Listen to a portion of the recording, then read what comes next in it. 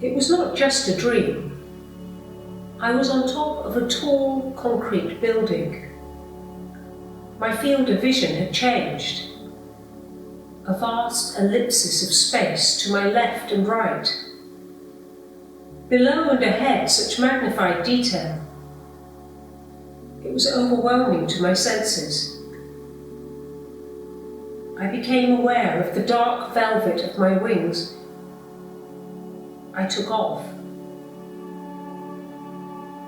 Simultaneously, I became the observer of myself as the bald eagle with the unforgettable eye. You can't be met by that I, when you become the eagle. I believe the surrealist experience, in this case the lucid dream, to be one of the crucial aspects of surrealism in action. The lucid dream is the art happening. The artwork created post-dream becomes a byproduct, an adjunct to, or a meta-interpretation of the lucid dream itself. Are you awake, or are you dreaming? How do you know? The surrealists, on one level, were calling for people to wake up from their ordinary conditioned lives, to look beyond the everydayness of convention, logic, morality, to question and challenge, to subvert even. It reminds me of Heidegger's call to authenticity. Freedom lies in choosing to embrace our thrown possibility and potentiality. Lucid dreaming invites the dreamer to explore beyond the everyday, mining the depths and layers of consciousness, of mind and imagination, seeing the darkness to understand the light. Whatever you do with your unconscious mind has repercussions in your conscious life. I believe that both lucid dreaming and surrealism use the mind as a tool for liberation, to essentially wake up, to see reality in its true mystery and magnificence. Surrealists of the past and present engage in the art-making process as a means of expressing the subconscious and finding a way to represent and combine these happenings in reality. The short video you're about to see, Night Memory, incorporates the feeling and experience of a lucid dream and the fine line between waking, dreaming and lucidity. The soundscape is vital to the dreamscape.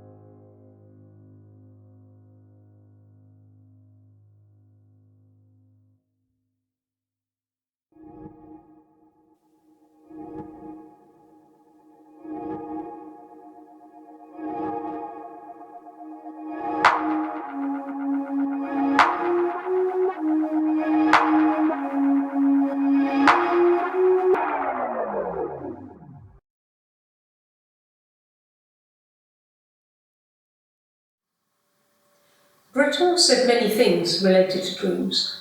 One quote of his, "Surrealism is based on the belief in the omnipotence of dreams and the undirected play of thought."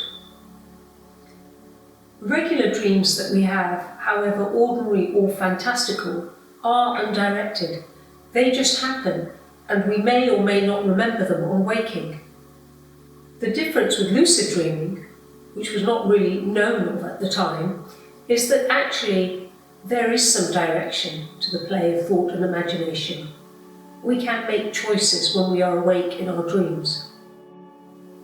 In the art-making process, one brings to life aspects of the memory of the lucid dream, and the ensuing art-making shifts and changes until we arrive at the final art piece. The end product may be surreal, but it is the happening of the original lucid dream that is the surrealism in action. I am lucky to have had lucid dreams since I was a child, and I know for sure that meditation has enhanced and prolonged my lucid dreaming as an adult. Meditation is key to stilling the mind and developing stability, a focused attention in order to be conscious and aware of what is happening whilst it is happening, without distraction. In addition to meditation, it can help to ask oneself at points throughout the day, am I awake or am I dreaming?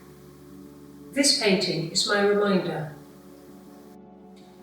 It's also a wink to the blue box in David Lynch's Mulholland Drive, which is a reminder of a world where the fine line between reality and dreams is blurred. The blue box is a wake-up call and a reminder to think outside the box.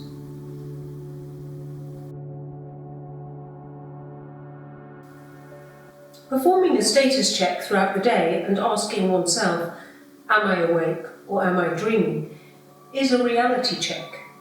The questioning then emerges in deep sleep, and one wakes up when the realization dawns that this is indeed a dream. The more one engages in lucid dreaming, the more one questions what is so real about reality. Dali once said, one day it will have to be officially admitted that what we have christened reality is an even greater illusion than the world of dreams. One of Dali's dream techniques was the slumber with a key, where he would sit down with a key in his hand and a plate on the floor. And as he would start to nod off, he would enter into the liminal space between wake and sleep, hypnagogia, where extraordinary images would come to him and would become the springboard for his creativity. A fairly recent hypnagogic experience I had was related to seeing a vivid red sky streaked with orange clouds. There were spheres and elliptical shapes emerging and disappearing as the clouds moved across the sky.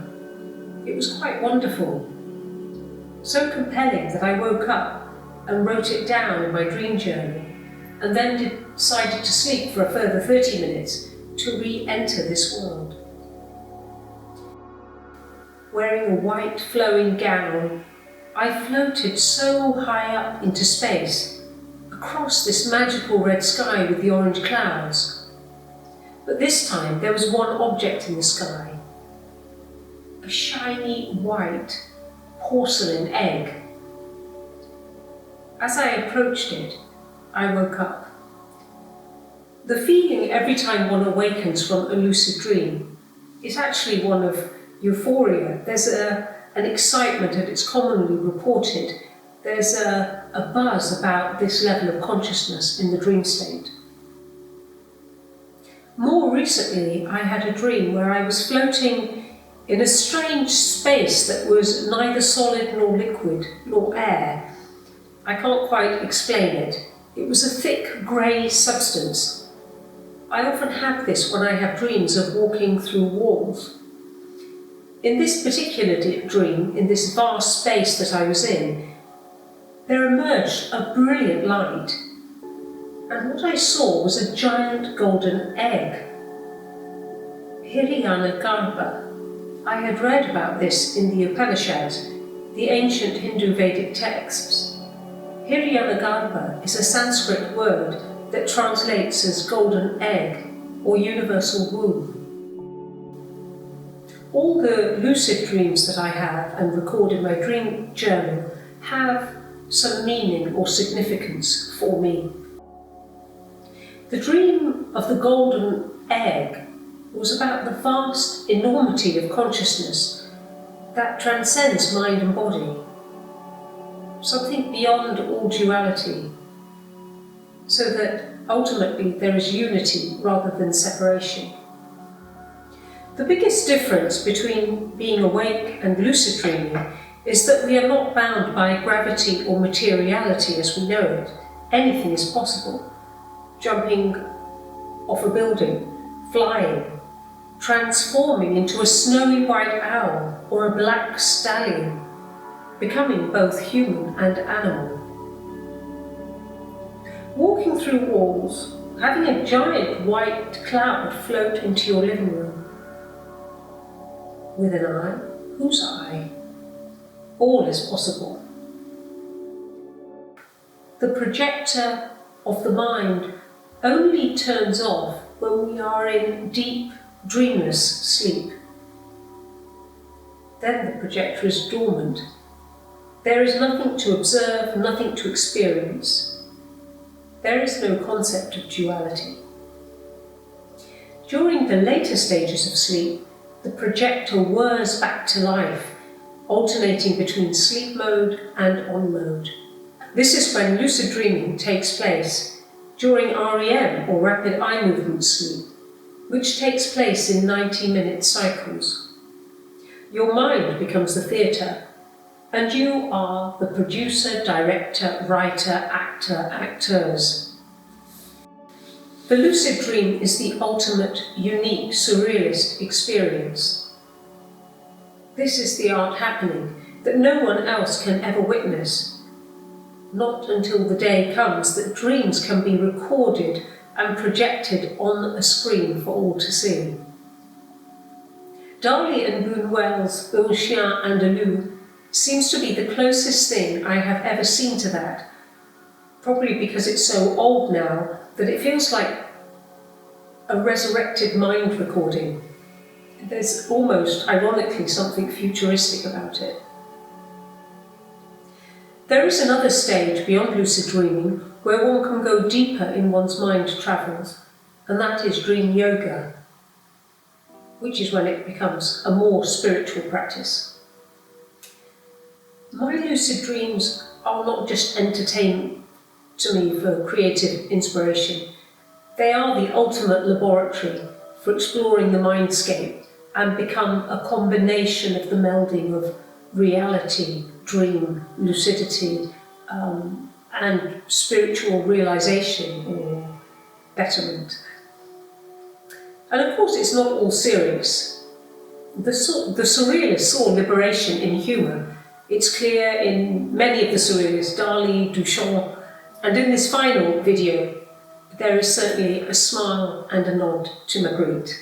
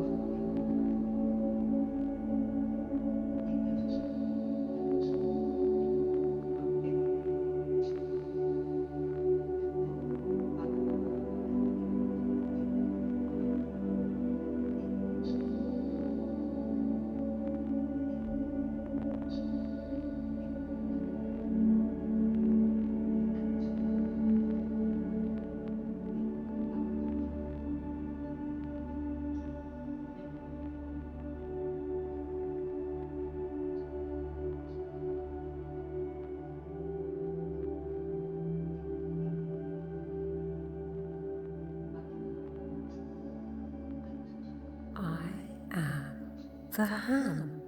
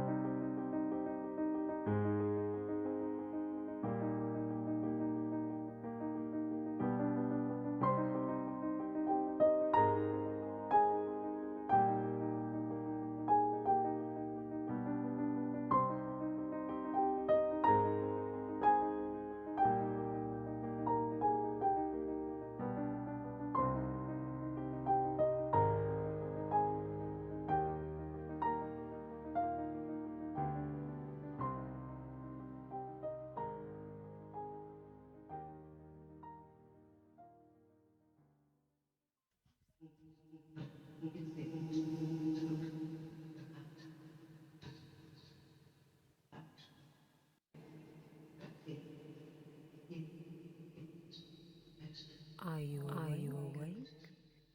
Or are you dreaming?